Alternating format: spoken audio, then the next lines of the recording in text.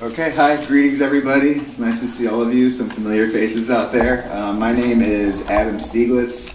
I am a graduate student in the College of Education and Human Development.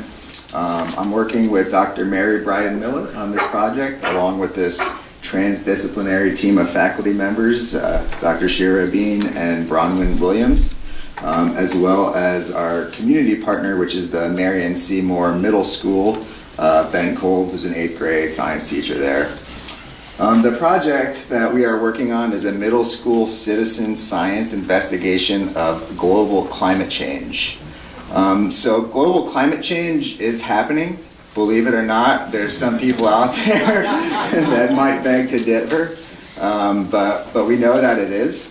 And one of the overall purposes of this project is to kind of consider the fact that it's happening and figure out the best way to deal with it looking forward, because at this point, as some of us know, while it does matter what we're doing now, it really matters what how our actions and behaviors are happening in the future.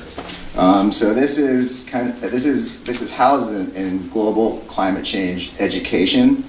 There's kind of two larger ways of looking at this. One is through a macro lens, which is a global initiative where we're working to connect middle school students from around the world, actually 8 different countries representing 4 different continents, to kind of learn about climate change through what they're actually perceiving and how it's actually affecting them versus how it's just kind of being drilled down their throats in science terms, right? Which, yes, you can repeat what carbon emissions are and greenhouse gases are. However, that doesn't really mean like you're connecting with it, and we aren't quite sure how that's connected with behavior change.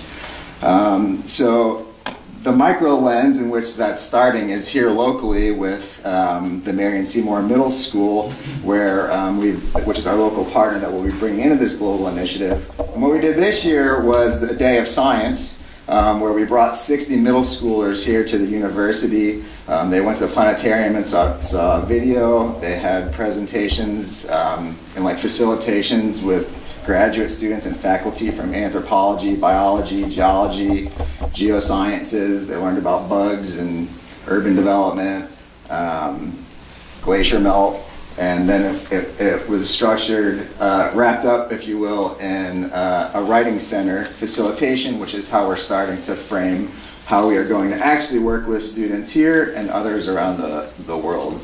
I would say that the biggest aha moment is that it actually was very successful and worked with the students. They were actually really engaged in the activities, had really provoking questions. And I think it laid a framework for how we need to be working with other schools and other countries. I think that some of the biggest challenges is that when you're doing anything internationally, it's logistically challenging. So there's language issues, there's time zone issues. However, we're working with faculty and professors from other universities, as well as partnering with teachers at the middle schools in other countries to kind of try and streamline this process. So we're looking forward to what's to come. I think the next step is taking our pilot from this year and starting to implement it in other countries. And there should be some really fascinating results to come moving forward in this action research project. Thank you.